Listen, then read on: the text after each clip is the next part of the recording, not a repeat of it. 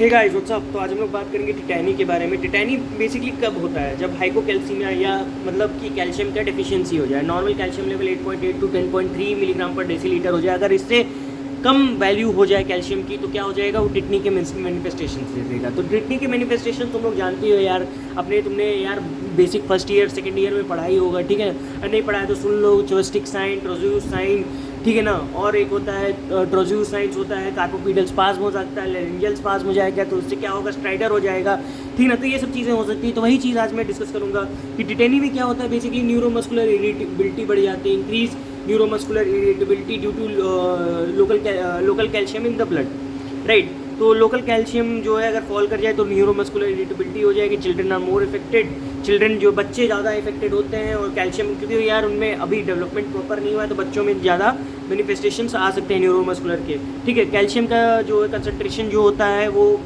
7 milligram % से कम हो जाए। यही बताया था कि 8.8, तो मतलब कि मैनिफेस्टेशन 7 से कम में आने लगेगा, ठीक है ना। एक्यूट हाइपोकैल्सीमिया बेसिकली होता है, एक्यूट हाइपोकैल्सीमिया, ठीक है ना। क्रॉनिक हाइपोकैल्सीमिया की अगर मैं बात करूँ तो रिकेट्स होता है, ठीक है। एक्यूट हाइपोकैल्सीमिया कब हो सकता है? कब हो सकता है? जैसे टिटनी हो जाए, ठीक है। Post thyroid surgery, post hypothyroid parathyroid surgery, right, उसमें ये हो जाए, ठीक है ना।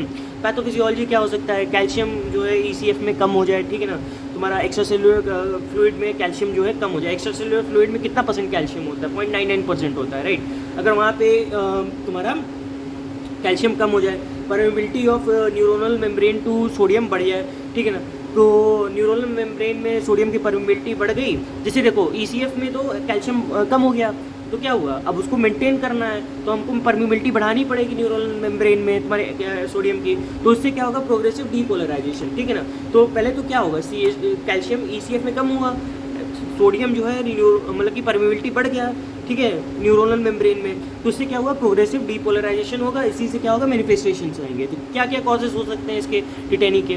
पहली चीज़ हाइपोकैल्सीमिया, हाइपोकैल्सीमिया हो जाएगा, कैल्शियम कमी हो जाएगी, टिटनी हो जाएगा। हाइपोपैराथायरिडिज्म, हाइपोपैराथायरिडिज्म में क्या होता है कि PTH कम हो जाता है तो कैल्शियम कम हो जाता है, ठीक है ना। क्रॉनिक रीनल फेलियर में CKD VKD में क्या होने लगेगा बंदे को?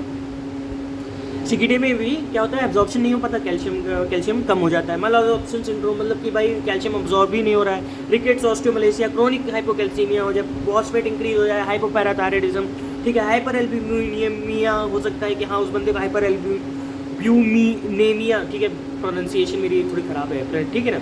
हाइपो एल्ब्यूमिनेमिया, ठीक है ना। तो मेरे को ये बोलने में थोड़ा सा कंफ्यूज वो होता है, ठीक है ना, मैं जीभ फिसलती है, ठीक है।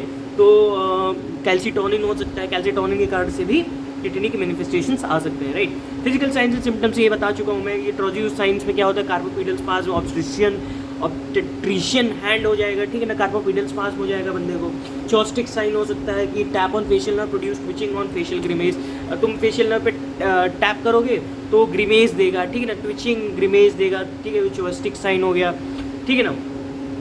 और क्या हो सकता है? पेरीओरल पेरीएंगल पेरेस्थीसिया, ठीक है ना। मुंह के अराउंड का जो है टिंगलिंग सेंसेशन आने लगेंगी। स्ट्राइडर लैरिंगोस्पाज्म के कारण से हो सकता है। इरिटेबिलिटी हो सकती है बंदे को कि हाँ बंदा जो है इरिटेबल हो जाए कि हाँ भाई कैल्शियम की कमी है। तो ऑब्वियसली बार बार प्रोग्रेसिव डीपोलराइजेशन हो रहा है तो बंदे को दिक्कत तो होगी, ठीक है। इन्वेस्टिगेशन कैसे कराओगे? ECG में सबसे इंपॉर्टेंट याद रखना कि QT प्रोलॉन्गेशन हो जाएगा, जो कि सबसे इंपॉर्टेंट है। कैल्शियम की कमी होगी तो QT प्रोलॉन्गेशन होगा। सीरम कैल्शियम फॉल करेगा, सीरम एल्ब्यूमिन नॉर्मल रहेगा। मैनेजमेंट क्या है? कैल्शियम की कमी है तो कैल्शियम दे दो, IV 10% कैल्शियम ग्लूकोनेट IV दे दो। टेरीपेराटाइड फॉर हाइपोथायराइडिज्म, अगर हाइपोथायराइड के कारण को कोई सर्जरी के बाद हाइपोथायराइडिज्म हुआ है तो उसमें क्या कर सकते हो? इंजेक्शन टेरीपेराटाइड दे दो, ठीक है ना। तो ये बात रही तुम्हारी टिटनी के बारे में। उम्मीद है तुम्हें समझ में आएगा। मिलते हैं तुमसे नेक्स्ट वीडियो में, तब तक के लिए बाय।